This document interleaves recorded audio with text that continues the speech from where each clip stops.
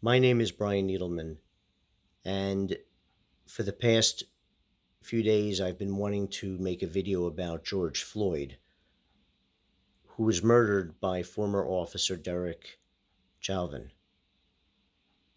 And this was a very difficult video for me to make. And hopefully, as this video goes on, the question as to why it was difficult will become more evident. I watched the unredacted version of this heinous, racist murder. It was very disturbing to no end. And if any of you have not seen it yet, be prepared that it's pretty fucking ugly. And if you don't have any reaction to it, then you've got a pretty cold spot in your chest where your heart ought to be. That's all I can say about that. George Floyd was gasping for air. He said repeatedly, "I can't breathe," while the officer had his knee affixed on his neck. "I can't breathe." The sadistic officer stated, "Get up, get in the car," a couple times. And all George could state was, I can't breathe. He even called out for his mother. And eventually he was unresponsive. There were an onlooker that was stating repeatedly, "He doesn't seem like he's responsive. Go check on him." 3 of the other officers did no such thing. They enabled this. All one of them had to do was walk over there or look over and say, "Just lift your leg up a little bit, lift your knee up a little bit, give him some air." Didn't do it. Now, this was difficult for me to make because in the video, I'm going to put the link in the comments and in the write-up so you can see it. But be prepared, it's some tough shit. This was difficult for me to make because this video because about a year and a half ago, I watched my father take his last breath. And even though my father appeared to have died peacefully in his sleep, I still watched him take his last breath. And during this video, I watched George Floyd continue to state that he couldn't breathe as he finally lost consciousness. And the officer continued to keep his leg on top of his throat. This was a racial hate crime. No doubt about that. There was a sadism that was very, very disturbing and very, very sick. The police officer was getting off on this.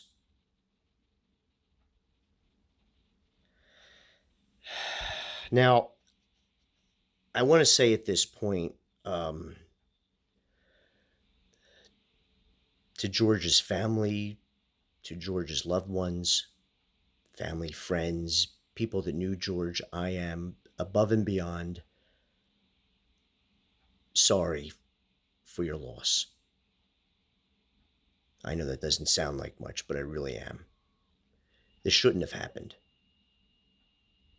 And I will tell you, as a white man, that this was racially motivated. There was a hatred in that officer and a sadism that could most likely be fueled and probably was fueled by racism and hatred toward George because of the color of his skin.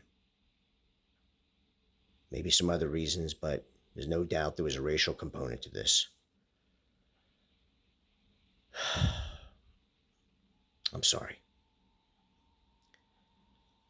I'm not going to spend a lot of time talking about the looting that's been going on, other than to briefly say that I don't support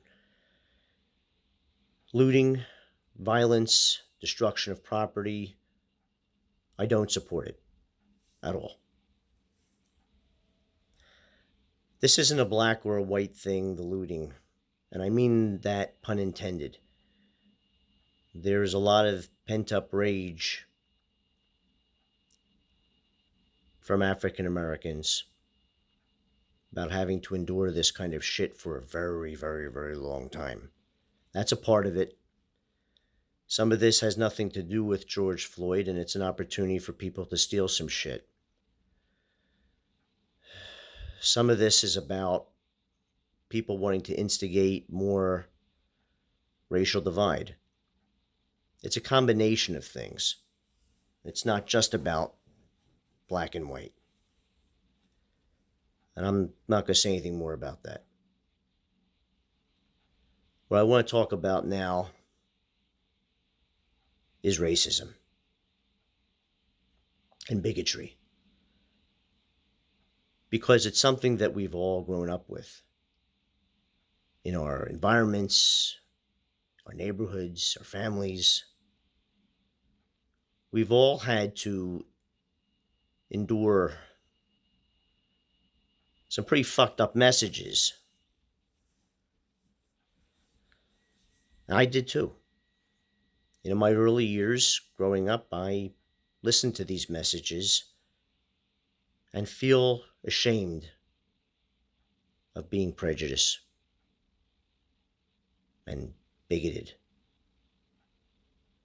It took me years of when I grew up, not too long, but when I got older, I realized that I had to unlearn a lot of that bullshit. I had to learn how to think for myself.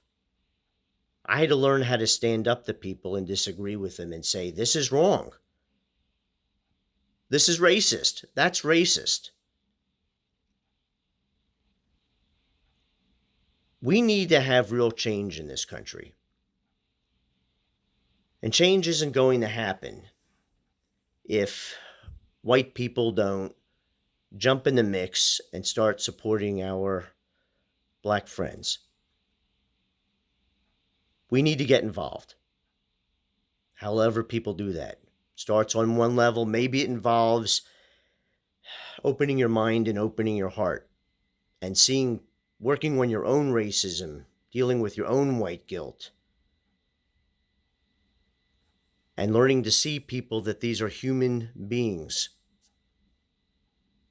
They eat, they shit, they love, they hate,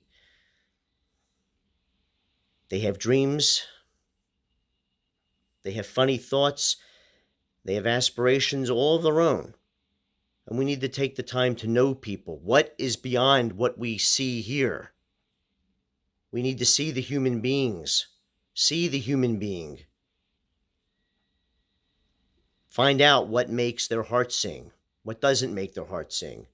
That there is something much deeper than skin color. There are human beings, and this is why people connect. And white people have to do a better job about it because we haven't done enough. Black people can't do this on their own anymore. White people have to step up. Really step the fuck up.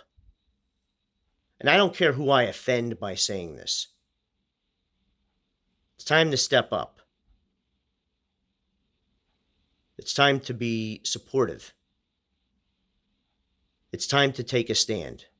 And I want to say this to George's family and friends and to any black person, African American, person of color, whatever is the appropriate language. It may be different for anybody, but what I'm saying is that I'm not going to say to you, I have your back. What I'm going to say to you is that I am your back.